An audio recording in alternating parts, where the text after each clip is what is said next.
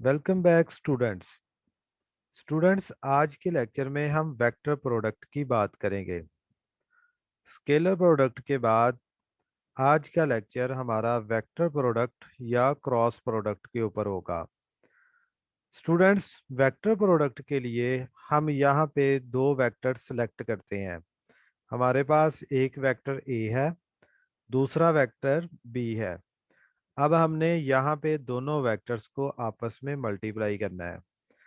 तो मल्टीप्लाई करेंगे स्टूडेंट्स, तो मल्टीप्लिकेशन के लिए हम यहाँ पे इसका मेथड देखते हैं।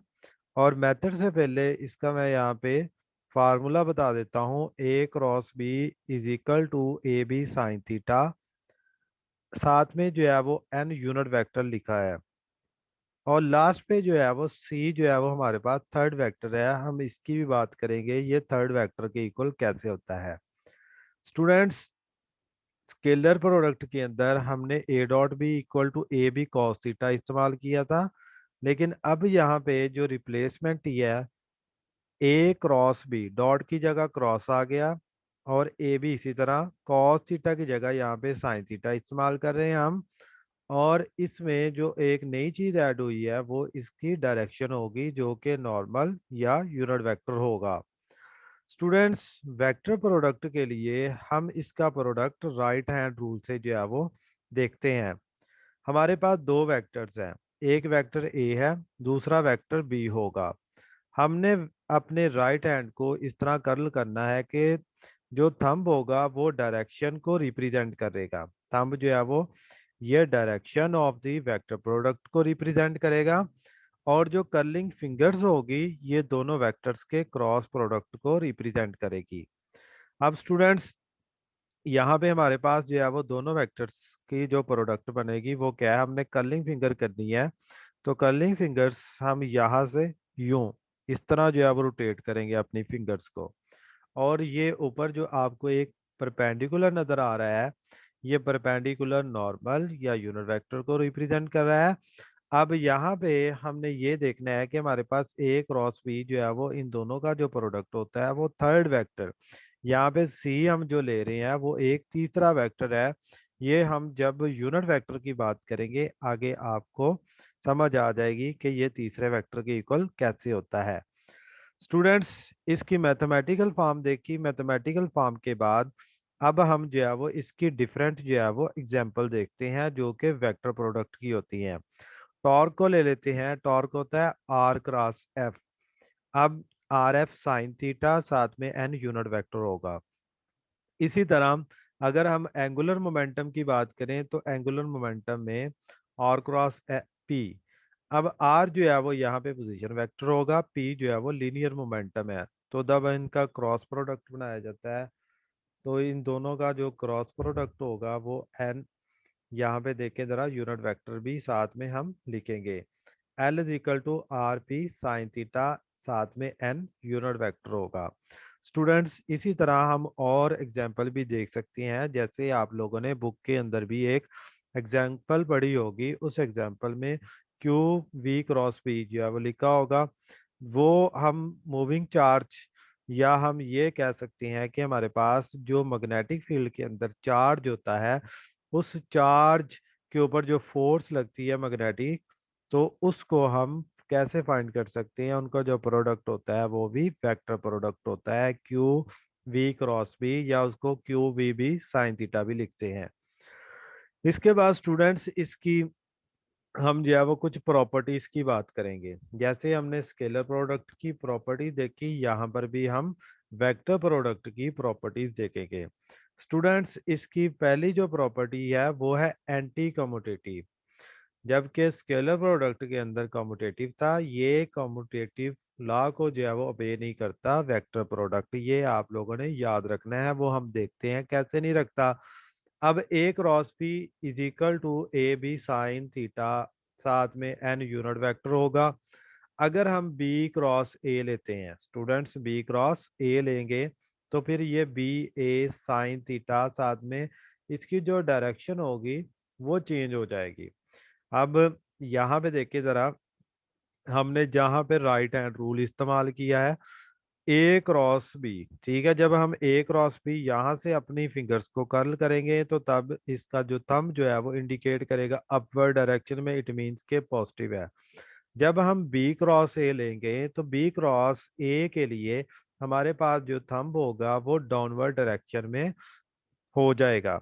तो जब डाउनवर्ड डायरेक्शन में उसकी जो सिमत होगी, उसकी जो पोजीशन होगी वो बन जाएगी, तो तब हमारे पास डाउनवर्ड डायरेक्शन में इसकी जो डायरेक्शन बनेगी वो नेगेटिव होगी।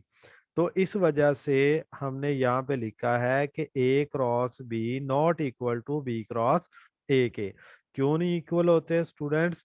तो आपने इक्वल वेक्टर्स जो है वो टाइप्स ऑफ वेक्टर में जो है वो सुना होगा लेक्चर, कि दो वेक्टर कब इक्वल होते हैं। तो स्टूडेंट्स यहाँ पे देख सकते हैं आप कि A cross B is equal to A B sine theta, जबकि B cross B not equal to A B sine theta के। ठीक है, इसमें साथ देखें जरा, अब नेगेटिव साइन आ गया है स्टूडेंट। तो नेगेटिव साइन मींस के दोनों जो है वो प्रोडक्ट आपस में एक दूसरे के इक्वल नहीं है, क्योंकि ये एक वेक्टर प्रोडक्ट है। स्टूडेंट इसकी सेकंड प्रॉपर्टी आ जाती है डिस्ट्रीब्यूटिव ओवर एडिशन की। डिस्ट्रीब्यूटिव ओवर एडिशन में हम क्या करते हैं, ए क्रॉस। अब देखें जरा, ये एडिशन है बी प्लस सी। अब ए क्रॉस बी यहाँ पे, फिर इसी तरह ए को सी के साथ जैसे हम मल्टीप्लीकेशन करते हैं, तो इसकी डिस्ट्रीब्यूटिव ओवर एडिशन जो प्रॉपर्टी है ये भी इजी है। जैसे हमने जो है वो स्केलर प्रोडक्ट में देखी है, इसी तरह इसकी भी यही होगी।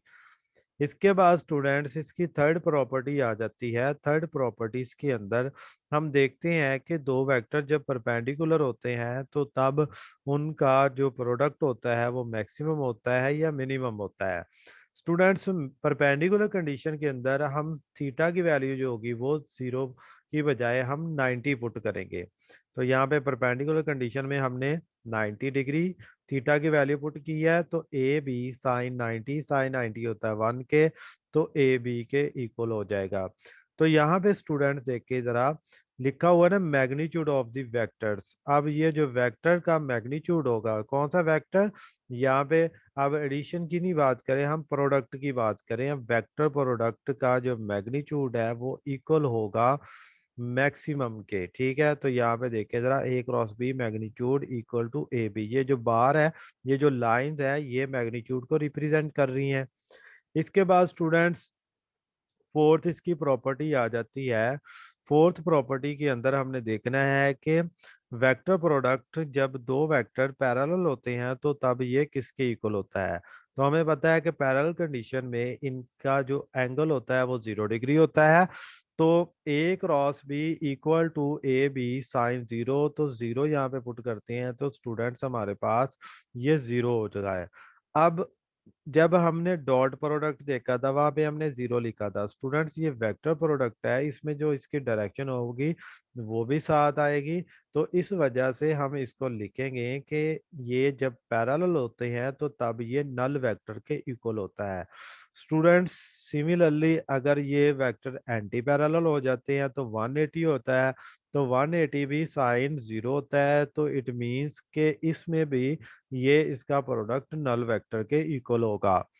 इसके बाद स्टूडेंट्स हमने नेक्स्ट इसकी प्रॉपर्टी देखनी है कि अगर दो वेक्टर जो है वो हो, अब वो वेक्टर जो है वो हमने दो बार एक ही वेक्टर को लिया हो।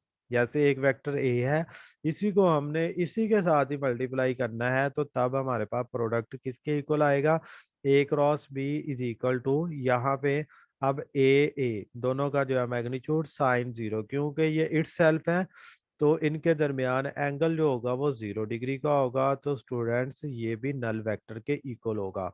अगर यहाँ पे मैग्नीट्यूड लिखा होता है ना, magnitude vector product of the vector with its null vector, तो ये नल की जगह फिर ये 0 आ जाना, क्योंकि हमने इसका मैग्नीट्यूड ले लेना था। तो स्टूडेंट मैग्नीट्यूड के अंदर हम जो है वो डायरेक्शन को नहीं लेते, यहाँ पे वेक्टर प्रोडक्ट के अंदर हम ये कहेंगे कि इट्स सेल्फ में दोनों वेक्टर का जो क्रॉस प्रोडक्ट होता है वो नल वेक्टर के इक्वल होता है, जबकि डॉट प्रोडक्ट में ये 0 के इक्वल होता है। इसके बाद स्टूडेंट्स आ जाती हैं प्रॉपर्टीज। इसकी जो नेक्स्ट है वो हमने देखना है कि इसके जो सेम यूनिट वेक्टर है उसके साथ इसका प्रोडक्ट क्या बनता है। आई क्रॉस आई, जैसे हमने ऊपर देखा है कि इट सेल्फ में तो इटसेल्फ में भी हमारे पास नल वेक्टर आया था स्टूडेंट्स, आई क्रॉस आई, जे क्रॉस जे, के क्रॉस के। अब यहाँ पे हम वन पुट करते हैं, ये भी वन आ गया साइन, तो यहाँ पे क्या है एन हमारे पास जो है वो यूनिट वेक्टर है। तो स्टूडेंट्स यहाँ पे हम क्या करेंगे, हमारे पास ये भी यूनिट वेक्टर है। तो अब हमारे पास ए क्रॉस सॉरी आई क्रॉस आई जो होगा वो 0 के इक्वल होगा। ठीक है। अब यहाँ पे जो है वो ये 0 में कब होगा, जब हम इसको मैग्नीट्यूड की फॉर्म में लेंगे। स्टूडेंट्स अब जो है वो आई क्रॉस आई, जे क्रॉस जे, के क्रॉस के, अब ये तीनों जो है वो इट सेल्फ की फॉर्म में ये नल वेक्टर के इक्वल हो गए। इसके बाद स्टूडेंट्स जो है वो हमारे पास नेक्स्ट प्रॉपर्टी आती है डिफरेंट यूनिट वेक्टर्स के साथ। डिफरेंट यूनिट वेक्टर्स में आई क्रॉस जे इक्वल होता है के। अब जैसे हमने ऊपर देखा है राइट हैंड रूल में, तो राइट हैंड में ए क्रॉस बी जो है वो सी जो होता है वो हमारे पास जो है वो जो थर्ड वेक्टर होता है ना वो होता है। अब देखें कि इसकी जो डायरेक्शन होती है ना वो थर्ड वेक्टर जो है वो रिप्रेजेंट करता है। तो ए क्रॉस बी में जो सी था वो डायरेक्शन को रिप्रेजेंट करता था। अब यहाँ पे जो यूनिट वेक्टर होंगे, यूनिट वेक्टर की फॉर्म में हमारे पास जो डिफरेंट है ना आई क्रॉस जे। अब आई क्रॉस जो होगा यहाँ पे के इसकी डायरेक्शन रिप्रेजेंट करेगा, क्योंकि इसने डायरेक्शन देनी होती है। जो हमारे पास यूनिट वेक्टर होता है इसका और कोई काम नहीं है, डायरेक्शन देने के लिए हम यूनिट वेक्टर को इस्तेमाल करते हैं। जे क्रॉस के भी इसी तरह, के क्रॉस आई भी इसी तरह होगा। स्टूडेंट्स अगर हम जो है वो जे क्रॉस आई लेते हैं तो तब ये नेगेटिव में, के क्रॉस जे लेते हैं तब भी नेगेटिव में, आई क्रॉस के लेते हैं तो तब भी नेगेटिव में होता है। अब हम जो है वो इसको समझते हैं एक व्हील के थ्रू। स्टूडेंट्स ये हमारे पास जो है वो एक हम यहाँ पे लेकर आए हैं वो है व्हील। व्हील से हम जो है वो समझ सकते हैं कब पॉजिटिव कब नेगेटिव इस्तेमाल करना है। स्टूडेंट्स यहाँ पे आई, यहाँ पे जे, यहाँ पे के। अब अगर हम जो है वो इसको क्लॉकवाइज डायरेक्शन के अंदर जो है वो करते हैं प्रोडक्ट, तो तब हमारे पास डायरेक्शन इसकी पॉजिटिव होगी। अगर हम इसको एंटी क्लॉकवाइज कर लेते हैं तब ये डायरेक्शन इसकी नेगेटिव होगी। For example I cross J equal था के। अब देखें डायरेक्शन इसकी पॉजिटिव। ऊपर देख सकते हैं आई क्रॉस जे इक्वल टू के। अब हम इसको देखते हैं जे क्रॉस आई, जो है वो माइनस में कैसे होगा। स्टूडेंट्स अब देखें जरा जे क्रॉस आई, इस फॉर्म में देखें जरा, जे क्रॉस आई नेगेटिव, आई क्रॉस जे पॉजिटिव। तो इस तरह यहाँ पे हमने जो है वो ये के थर्ड वेक्टर होगा, जे से के आई, ठीक है, आई से के माइनस जे, इसी तरह ठीक है। तो हम ले सकते हैं यहाँ पे के से आई भी ले सकते हैं, जे से के भी ले सकते हैं, आई से जे भी ले सकते हैं, जे से आई भी ले सकते हैं, तो आई से के भी ले सकते हैं। तो हम इस व्हील के थ्रू जो है वो उसकी डायरेक्शन जो है वो अंडरस्टैंड कर सकते हैं। इसके बाद स्टूडेंट्स हमने जो है वो वेक्टर प्रोडक्ट को हमने देखना है कि जो हमारे पास दोनों वेक्टर्स हैं उसके इसके जो परपेंडिकुलर कंपोनेंट्स बनते हैं, इसके जो कंपोनेंट्स हैं उन कंपोनेंट्स की फॉर्म में हमारे पास वेक्टर प्रोडक्ट किसके इक्वल होता है। अब यहाँ पे ए क्रॉस बी है, ये हमने ए के कंपोनेंट्स लिख लिए हैं, इसी तरह हम बी के कंपोनेंट्स लिखेंगे। स्टूडेंट्स जब दोनों कंपोनेंट्स हमारे पास आ जाएंगे हम क्या करेंगे, ए एक्स आई बी एक्स आई, ठीक है। यहाँ पे पहले आप जैसे आप मल्टीप्लीकेशन करती हैं इसको कॉमन ले लें, फिर सारी वैल्यू इसी तरह, फिर इसको कॉमन ले लें, फिर सारी वैल्यू जो दूसरी टर्म होगी वो सारी इसी तरह। पहले में से हमने जो है वो ये थर्ड वैल्यू जो है वो सिलेक्ट की, ये आ गई, दूसरी सारी वैल्यू इसके साथ मल्टीप्लाई होगी। इसके बाद स्टूडेंट्स हमने क्या करना है, इनको मल्टीप्लाई किया, ए एक्स बी एक्स आई क्रॉस आई, इनके जो यूनिट्स वेक्टर हो गए वो साथ इसी तरह, यहाँ पे ए एक्स बी एक्स आई क्रॉस आई, ये इस तरह हो गए। अब देखें आई क्रॉस आई इसी तरह, आई क्रॉस जे इसी तरह, आई क्रॉस के, हम इस तरह मल्टीप्लिकेशन कर देंगे जहां पे सेम होगा। हमने ऊपर देखा है कि इट सेल्फ यूनिट वेक्टर किसके इक्वल होता है, नल वेक्टर के। अब यहाँ पे ये भी नल के है, ये भी नल के है, यहाँ ये भी नल वेक्टर के इक्वल होगा। तो स्टूडेंट्स अब हम जो है वो क्या करेंगे, हमने यहाँ पे इन तीनों को जो है वो यहाँ से नल के थ्रू हमने खत्म कर दिया। हम यहाँ पे खत्म करने के बाद क्या करेंगे, आई वाले जो है वो सिलेक्ट करेंगे। अब आई वाले कौन कौन से हैं हमारे पास, एक तो ये आई वाला है, एक ये वाला। हम क्या लिखेंगे, ए वाई बी जी आई, ए वाई बी जी आई।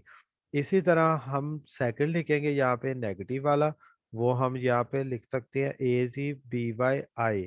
ठीक है, ये जो हमने लिखा है इसका जो नेगेटिव साइन वो बाहर आ गया।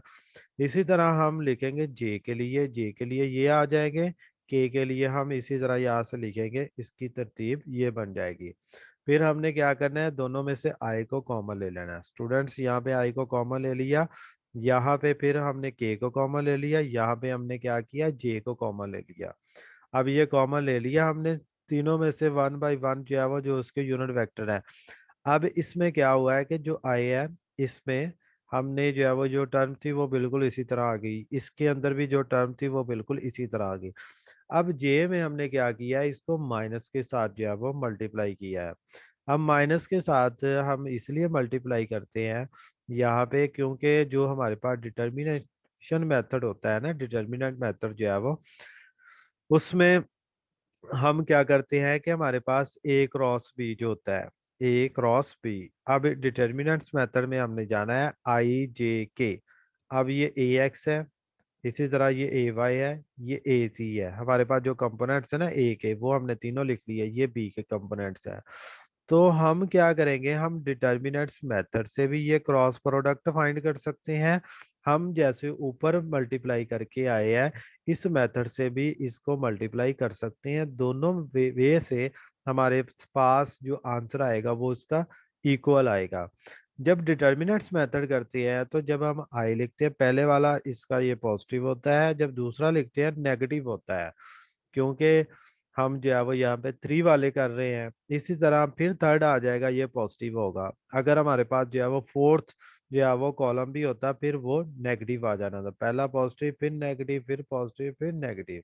तो स्टूडेंट्स इस तरह जो है वो इसकी डिटर्मिनेशन जो है वो हम करते हैं। डिटर्मिनेंट्स मेथड से भी हम क्रॉस प्रोडक्ट जो है वो फाइंड कर सकते हैं। हम ऊपर जो आपने ये वाला मेथड देखा है, इस मेथड से भी हम वेक्टर की प्रोडक्शन जो है वो कर सकते हैं। वेक्टर का प्रोडक्ट हम फाइंड कर सकते हैं in term of rectangular components में। आई होप कि स्टूडेंट्स आज का लेक्चर आपको समझ आ गया होगा। Thank you so much. Okay, Allah Hafiz.